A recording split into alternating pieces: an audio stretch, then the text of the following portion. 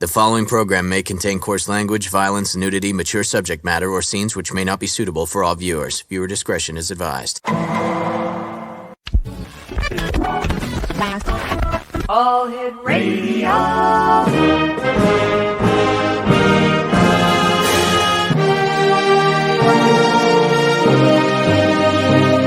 Welcome to the X Zone, a place where fact is fiction and fiction is reality. Now, here's your host, Rob McConnell. And welcome back to the X Zone, everyone. I am Rob McConnell. We're coming to you from our broadcast center and studios in St. Catharines, Ontario, Canada. If you'd like to send me an email, xzone@xzoneradiotv.com, on all social media sites, Xzone Radio TV. And this is a place where people dare to believe and dare to be heard. It's a place where fact is fiction and fiction is reality. And the X Zone comes to you Monday through Friday from 10 p.m. Eastern until 2 a.m. Eastern, right here on the X Zone Broadcast Network, Talkstar Radio Network, Mutual Broadcast Network, and Simul TV Channel 54. Thank you all for your emails. I'm still in the recent days of having beat the heck out of COVID. It's great to be back. This is day 2 after the long week off. And once again, thank you so much for all your emails and your letters and for bearing with me at these times. Exonation, my first guest tonight is Jean KEEGAN-DALY. She is a holistic registered nurse, counselor, therapist, and educator. And joining us now is our good guest this hour, Jean KEEGAN-DALY. And how are you, Jean? I'm very well, thank you, and very happy to be here. Well, we're happy you're with us. Tell us a little bit about yourself. Well, as you said, I'm a longtime registered nurse, holistic therapist, educator, and counselor. I have had private practice. I have worked in hospitals. I've worked as a hospice nurse. I have a lot of certifications in a lot of different modalities. And I have a mastership in Reiki energy healing. I'm a certified Imago Relationship Therapist. I have an elevated listening certification. I'm a dream builder, transformational life coach, and I'm developing a new program, a 3-month program for mothers and their teenage daughters, how to help them to feel good about themselves in many ways. What is the difference between a holistic registered nurse and a regular registered nurse? Well, I was trained as a regular registered nurse, which meant that if a patient had, let's say, an emotional situation where they were crying or they were upset about something, we were taught to call the psychiatrist in for a consultation. If the patient had spiritual issues, we were trained to call in the patient's either the spiritual counselor that they might have had or someone that worked in the hospital. So a holistic nurse, even though we have all of those resources at hand in the hospital, we really attend to the body, mind, spirit, and soul and emotional aspects of the patient. So, for example, I had a patient one time in a hospital situation, young mother who was having surgery on her neck the following day, and she was very upset and crying. So I had time. I stayed with her, elicited from her what her concerns were, and her concerns were not just about the surgery, but about her 3 little girls at home with her disabled mother-in-law. Her husband was overseas, and she was just really scared that she would not be able to take care of her daughters when she got out of the hospital. So I helped her to practice relaxation breathing. I did a little meditation with her. I gave her some soothing words to say, and she was so much calmer. Really? That was part of my job as a holistic nurse, but I got in a little bit of trouble for that because that wasn't acceptable yet. And I was told that I should have called a psychiatrist. In my view, she didn't need a psychiatrist. She needed somebody to listen to her and to help her to know that some positive statements from her and some resources that we talked about her having Mhm. besides her mother-in-law would help her. I understand in 1988 you had a profound near-death experience. Can you share it with us? Yes. I was in private practice. I was very, very busy with my private practice, doing counseling and healing. I Mhm. was teaching classes. I was had two meditation groups that I ran in my home every week. And this was before computers. So I just thought that my fatigue and the pain on my right side was indeed just stress. And I was kind of hard on myself because I thought that I should be able to know how to handle this stress since I was in the field business of it, of learning how to do that. But I got sicker and sicker. And next thing I knew, I was in the hospital, very, very ill. I was in the hospital for 16 days, which Wow. would be an infection of my liver, which they realized was caused by a blood transfusion that I had to have 2 years prior during surgery when I was a hospice nurse. And I just felt I was so sick. I felt like here I was supporting myself, helping my children through college, and I didn't know what was going to happen to me. I didn't know how I was going to have an income because they told me that it would take me a long time to be well enough to go back to work. So I just was feeling, I was looking out the window one day in my hospital bed. I was alone in the room. It was daytime. I was wide awake. And suddenly I was praying, I believe, or I was just feeling sorry for myself. Um, but I was lying there fully awake, and suddenly I started to feel very different. I started to feel like my body was um, getting lighter and lighter, Mm. and the pain started to just start to fade. And I realized that I was rising up off the bed. I could see it. I could see myself down on the bed, but my consciousness and my mind was up above me in the bed. And I just started floating. And I was found myself in a hallway. It was like a hallway, a huge, like a ballroom. Hmm. And the ballroom was filled with light and filled with beings. A lot of the beings in that ballroom area were people that I had known. They were family members who had died. They were patients of mine. I have a story in my book about one patient who reminded me, oh, I was a student nurse when I had her, and that was a long time before. And there was a whole story about what she was showing me that related to when I took care of her. Um, there were angelic beings. There were beautiful, glowing, and in front of me, at the end of this long hallway, and everything was light. I was floating Hmm. like a floor of light, and I wanted so much to be embraced with this beautiful, spectacular light at what I thought was the end of this hallway.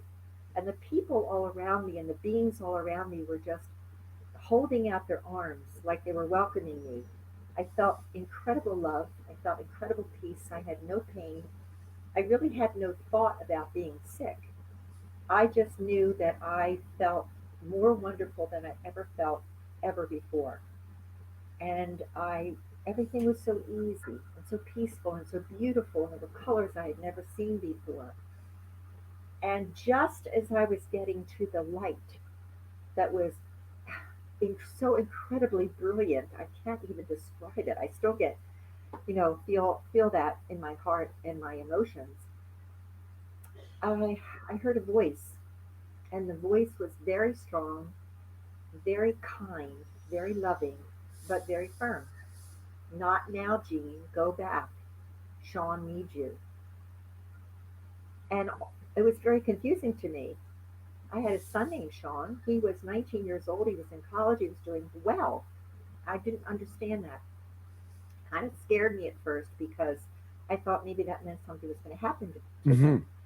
I was whisking back, totally in a speed that I just never felt before. And I saw myself coming down, down, down into the bed again. And when I got my spiritual body connected with my physical body in the bed, all the pain was back.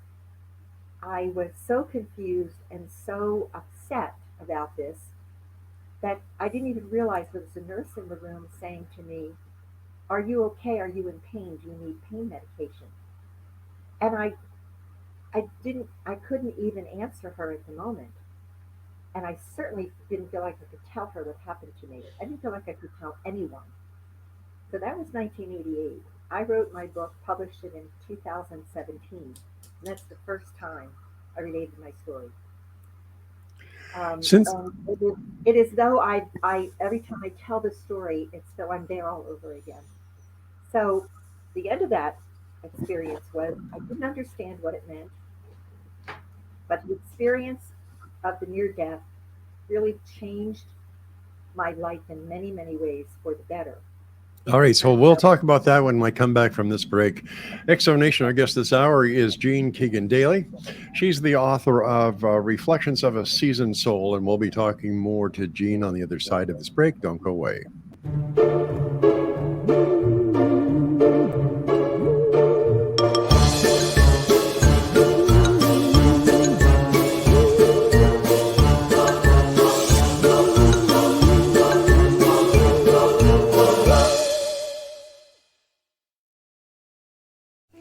Well, good morning, everyone. I'm having my morning coffee.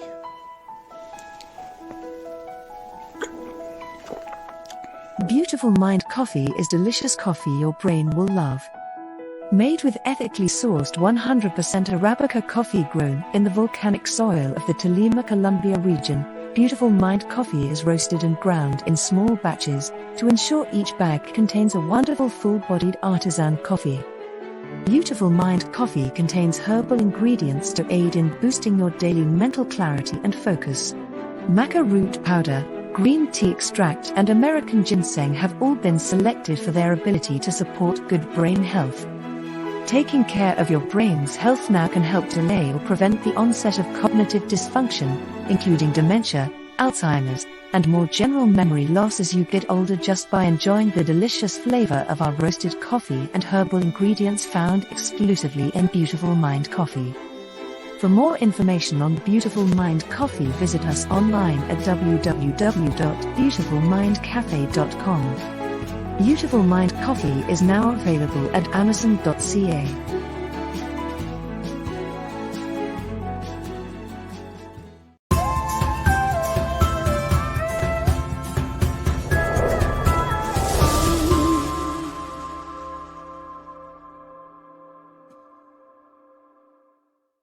Daly is my special guest this hour, Exonation. She is the author of a very interesting book entitled Reflections of a Seasoned Soul. You were telling us about your near-death experience and how you were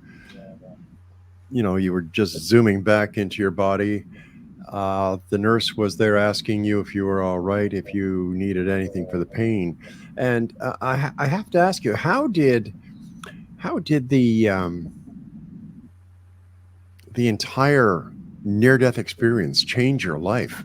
It must have been something that just blew you out of the water. It did. It did. I didn't know what was going to happen to me after that. I knew I was very sick, Mm-hmm. and this near-death experience made me feel like there was something waiting for me that was going to be very important for me to do. I just didn't know when or how or what it was. And all of that really unfolded. I became well. It did take me about 9 months before I could return to work. Mm-hmm. But in that time, things just seemed to work out for me.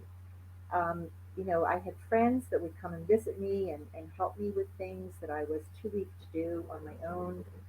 I had my sons were coming up to see me when they were free from college to do that for periods of time.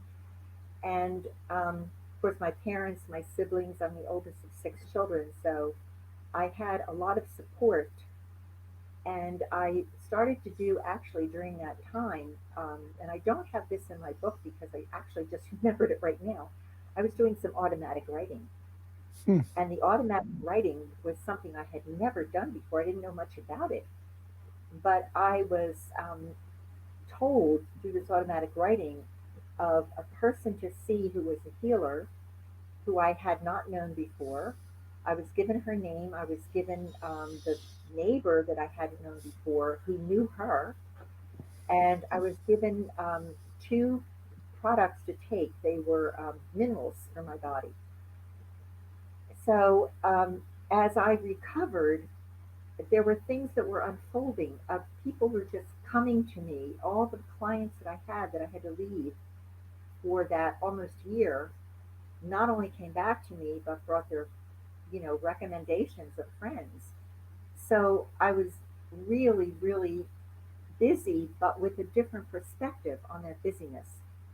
I knew that I had to take care of myself. I had to pay more attention to keeping myself nurtured, keeping myself supported, keeping Hmm. myself, in a state of health and well-being in order for me to be the best for my clients and all of the things that I would do after that in the future, which have been many things.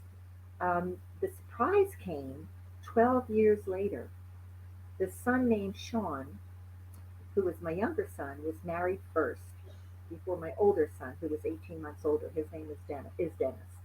And Sean got married, and a few years later, they had a child. The child was born 3 months premature. So this is my first grandchild. And the outcome that he was given was very poor. And I just immediately, when I went in to see him right after he was born with my son, he was in an incubator. He had tubes everywhere. He was just this little tiny peanut. And I just felt like this song was coming through me. So I started singing. And the song, I just kept singing it again and again. And I also did healing for him every single day, whether I was there at the nursery in the NICU or not. Hmm. And they named him Sean.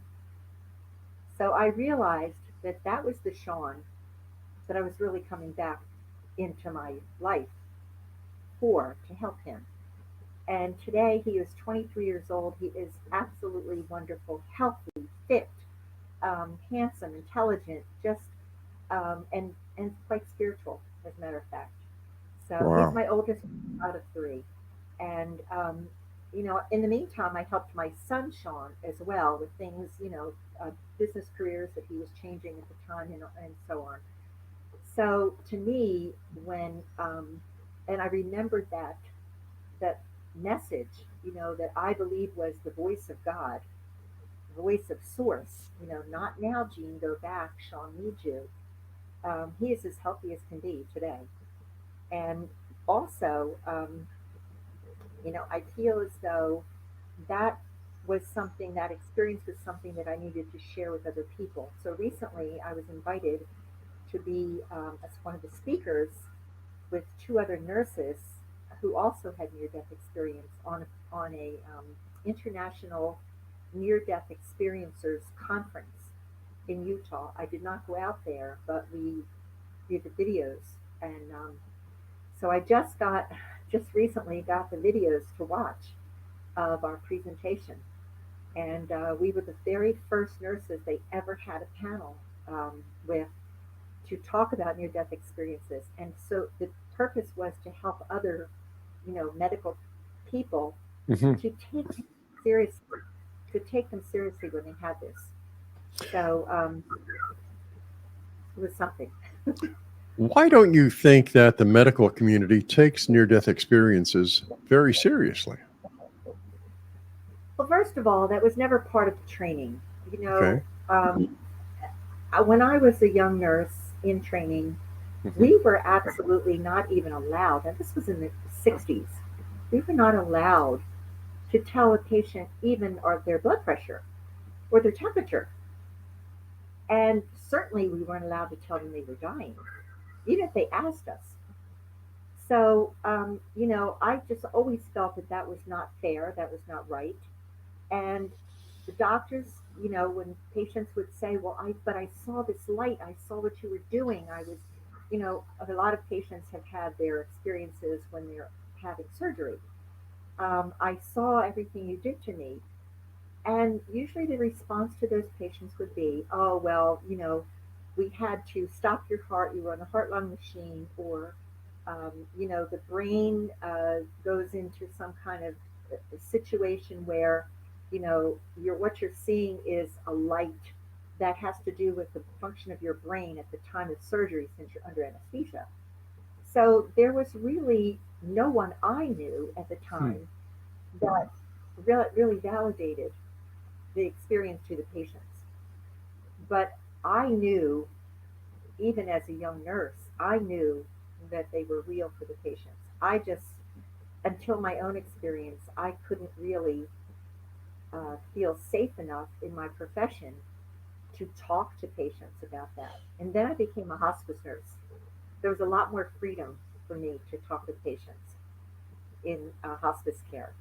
What was it like working as a hospice nurse? Here you've got the ability, and I think that anyone who works in a hospice is a very gifted and wonderful person, because here you are at the end of this person's life. You've probably with them for the a couple of days or weeks prior to them passing, and it's a very special time, and how did you I feel you're very empathetic, and you're very loving, and you're very, if you'll excuse the expression, my wife is a nurse, and you have the same qualities she has, and I can only imagine the pleasure and pride you took being with that person at that time. Yes. It was something that I sought out, and it was really meant to be. I really believe that the universe, source, God, however you want to express that Right. creative power, leads us and guides us to what we are here to do. And I knew that that was part of my being here. Hospice nursing to me was a highlight of my career. I've done many things in my career, and you're right, I'm very empathetic. I love helping people. I knew from the time I was 5 years old that that was going to be my life's work. I didn't understand at the time, of course, but the whole story is in my book, and the 3 stories in my book of the 3 most memorable hospice patients, people have told me have been so impactful to them. So why don't we have a bit of a cliffhanger here? When we come back, let's talk about those 3 patients. Explanation. Our guest is Jean KEEGAN-DALY. She is the author of Reflections of a Seasoned Soul, and we'll be back on the other side as we continue this very interesting, loving, tender story right here on the X Zone with yours truly, Rob McConnell, from our broadcast center and studios in St. Catharines, Ontario, Canada. Don't go away.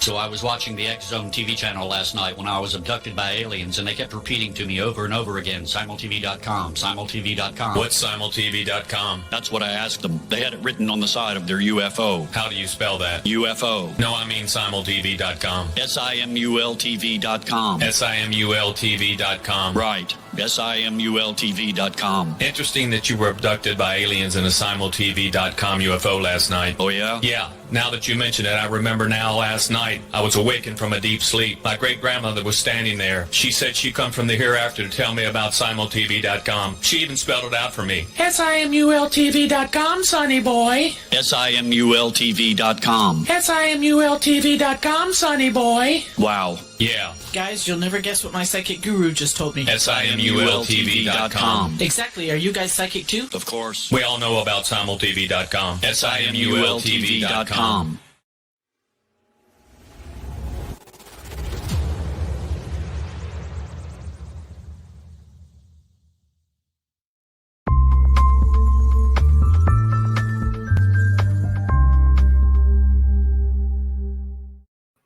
Jean Keegan-Daly is my special guest. She's the author of Reflections of a Seasoned Soul. Where can your book be purchased, Jean? The best place is Amazon.com. Okay, Because excellent. it's self-published, it's not in bookstores, but it's online at Amazon.com, which I'm proud to say has 5 stars, a lot of wonderful, beautiful comments.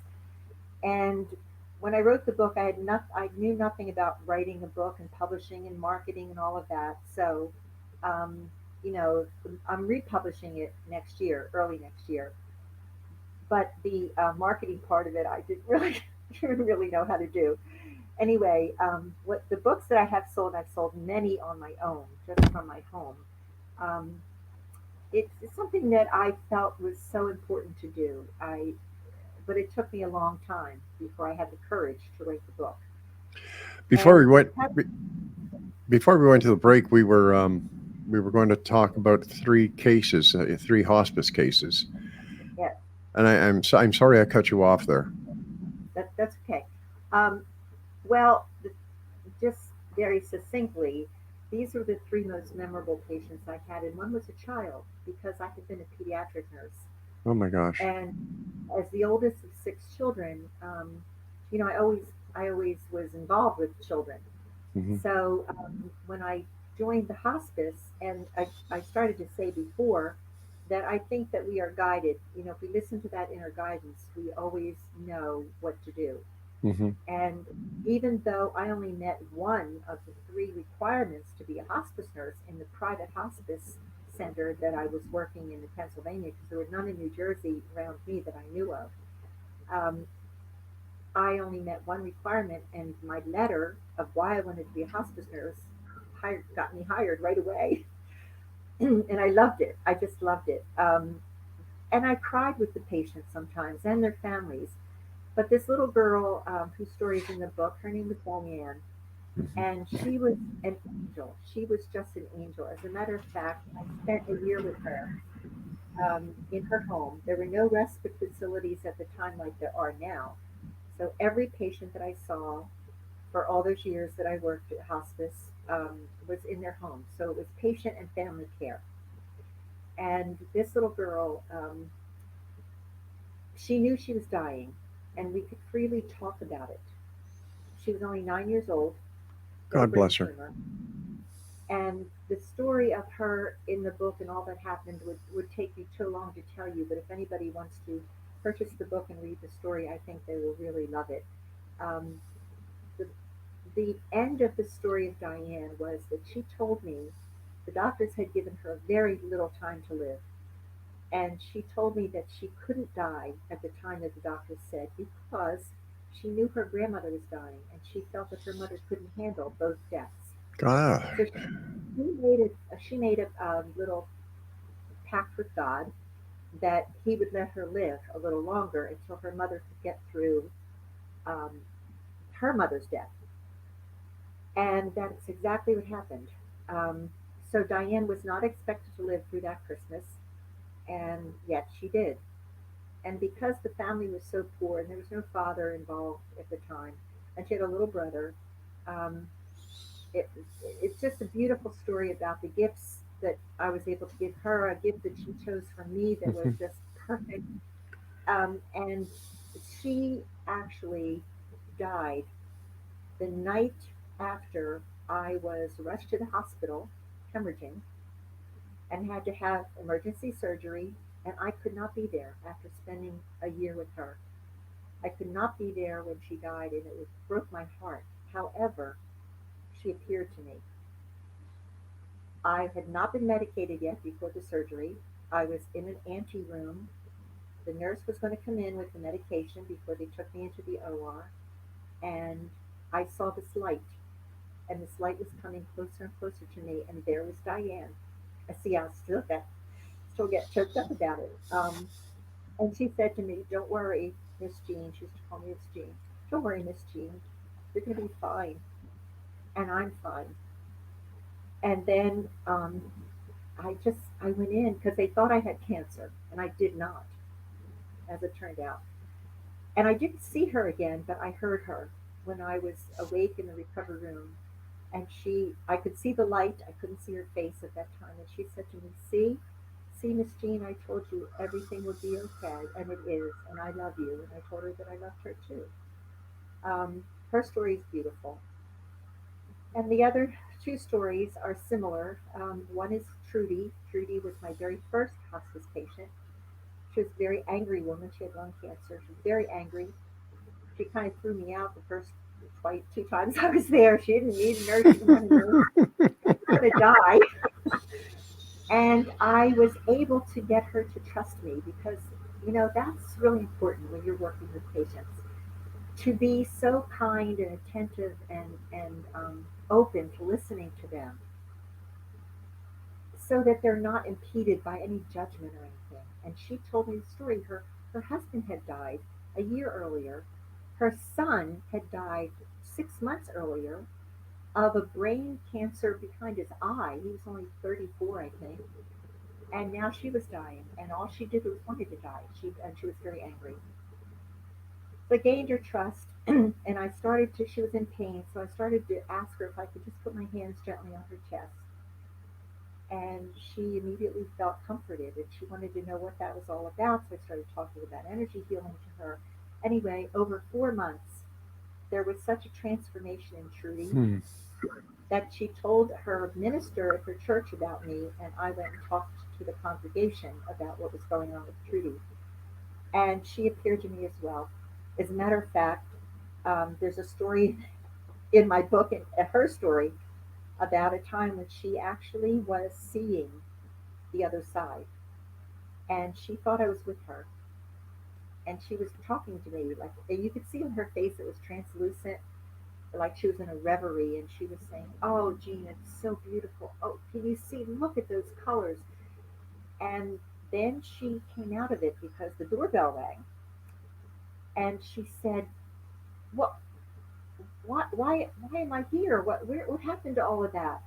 And I said, "Trudy, it's not your time yet, but I think you had a glimpse of what you're going to." And she went back into it again, and she said, 4 o'clock Thursday. That's when my husband's going to come for me. So I changed my schedule so I could be with her at 4 o'clock on Thursday, thinking it was Thursday afternoon. I get a phone call at 10 after 4 in the middle of the night, Wednesday night. I was asleep, from the night nurse, who said Trudy died at 4 o'clock. Oh my gosh. Yeah. And I saw her. I couldn't go back to sleep when I saw her. She just was glowing.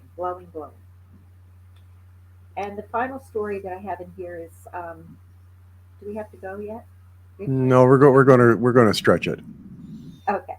The final story is Henry, A Garden for Henry. That is an incredible story. Henry was a man also dying of cancer who was so angry, wouldn't let his wife in the room, wouldn't let me in the room, very, very angry, and his transformation was just incredible. I was able eventually to gain his trust through offering him pain medication that hospice nurses really know how to put the medications together.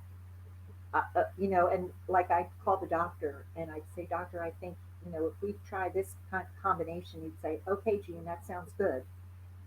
I had much more freedom to be a holistic nurse during hospice care. So anyway, I got Henry to trust me, and I asked him I realized he didn't have purpose anymore, as he had been a Bethlehem steel worker in Pennsylvania, and they didn't have any children. His wife couldn't have children, and he had all these plans for when he retired, and now he was dying. So his dream, or I should say his hobby, was always his garden.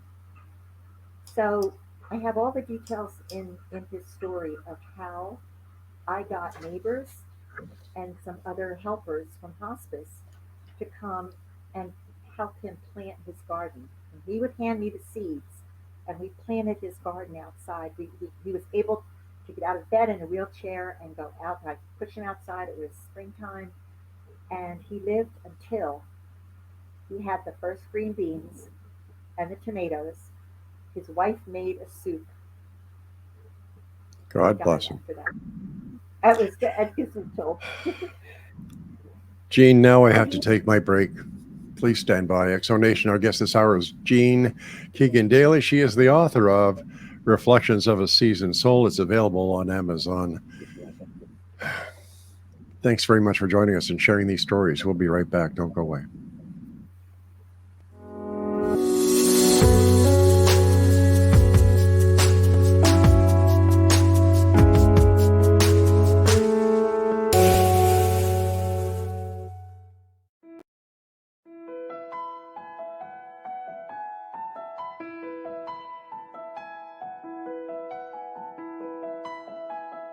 Beautiful Mind Coffee is delicious coffee your brain will love.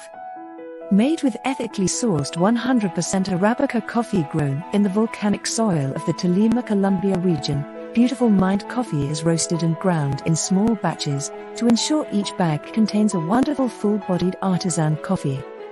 Beautiful Mind Coffee contains herbal ingredients to aid in boosting your daily mental clarity and focus. Maca root powder, green tea extract and American ginseng have all been selected for their ability to support good brain health. Taking care of your brain's health now can help delay or prevent the onset of cognitive dysfunction, including dementia, Alzheimer's, and more general memory loss as you get older just by enjoying the delicious flavor of our roasted coffee and herbal ingredients found exclusively in Beautiful Mind Coffee. For more information on Beautiful Mind Coffee, visit us online at www.beautifulmindcafe.com. Beautiful Mind Coffee is now available at amazon.ca.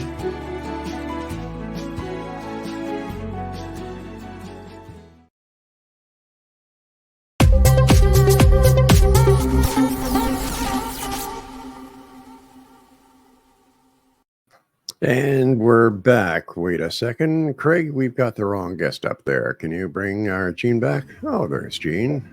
Welcome back, Jean. Thank you. Okay. Those stories are quite touching. In your opinion, Jean, after the great work you've done, not only with children, but with people in the hospice situations, and your own near-death experience, do we need to fear death? Absolutely not.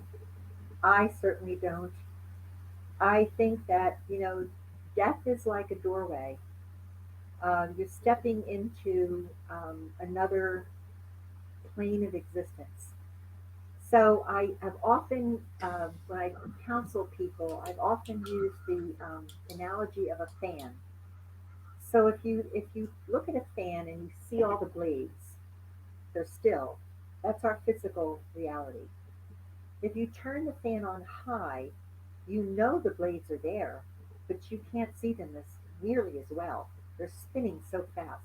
Right. That's what it's like, because we are all energy. Everything is energy, and the higher the vibration of energy, the more you are able to go through that veil that separates the physical plane, the density of physical matter, from the spiritual essence of energy that we really are.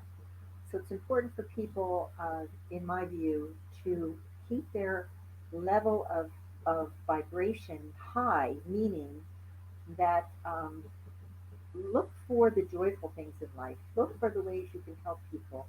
Look for the ways that you can nurture yourself so that you can nurture others. We live in a very chaotic world right now with a lot of division and a lot of hatred and a lot of awful things going on. And even though it's important to be aware of that, I feel that I don't get caught up in that energy. I'm aware of it, and what I do is I send light, I send love, I send peace vibrationally to the places in the world that need it, to the people in the world that feel, that they have to hate, or they have to control, or they have to be greedy, or, And I try very hard not to judge them because I don't know, what their whole life story is.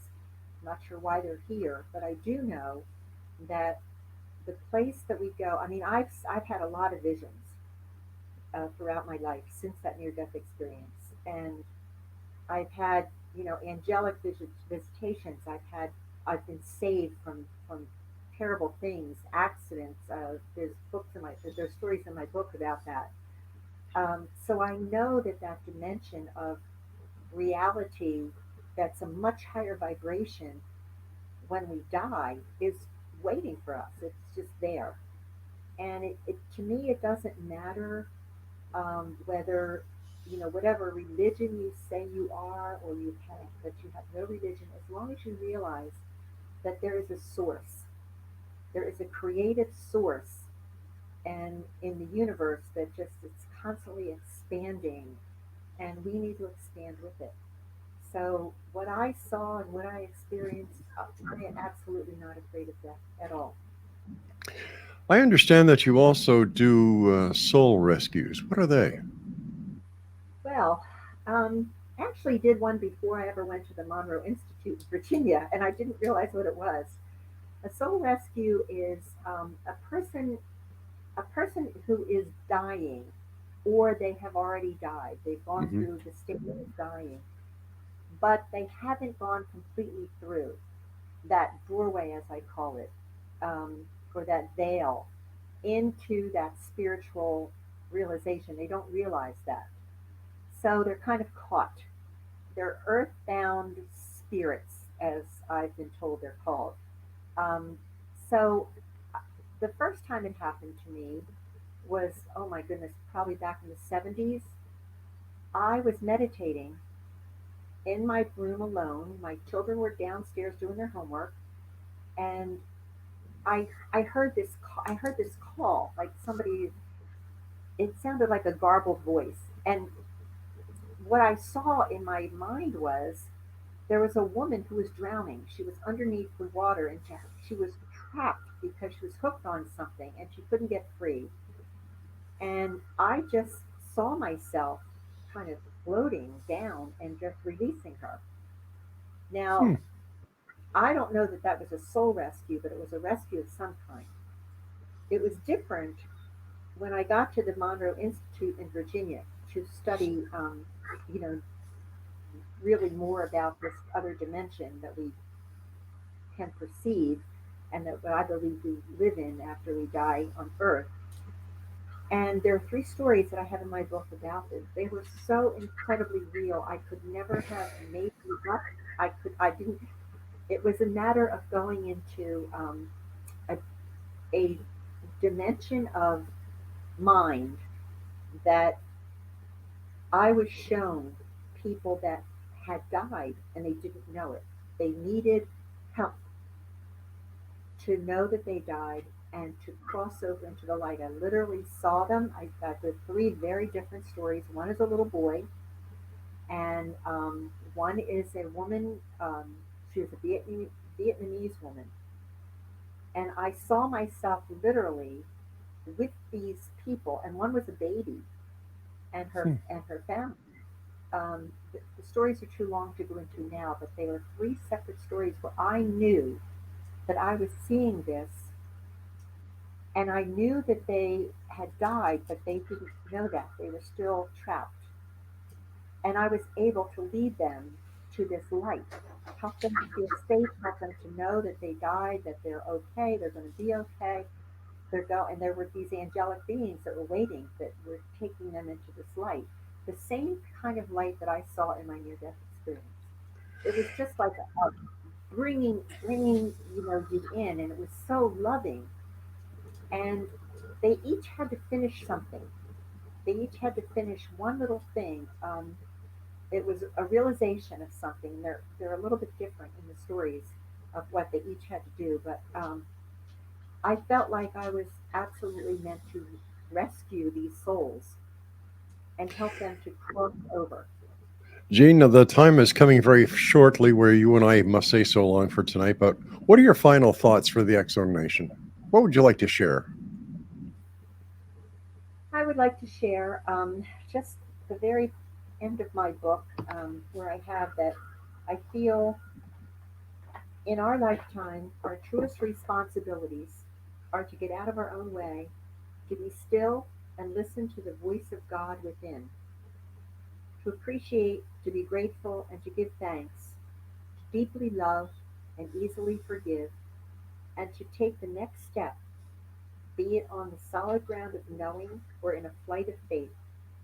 Let there be peace on earth, and let it begin with me. So pay attention to who you really are. You are a spiritual being having this human experience, and you're on your journey back. So do the good that you can do in this world. Love, and just be in touch with that part of you. Gene, thank you so much for joining us. It's been a great pleasure talking to you. And Exonation, if you'd like to get a copy of Gene's book, it is entitled Reflections of a Seasoned Soul, and it's available on Amazon. Until next time we meet, Gene, thank you for all you do. Thank you. Thank Good you night very now. much. All right, Exonation. Wow, those stories were really touching. Once again, the name of the book is Reflections of a Seasoned Soul. My guest this hour was Gene KEEGAN-DALY. I'll be back on the other side of the break at 10 o'clock at 11 o'clock Eastern, as we continue here in the X Zone with yours truly, Rob McConnell. Don't go away.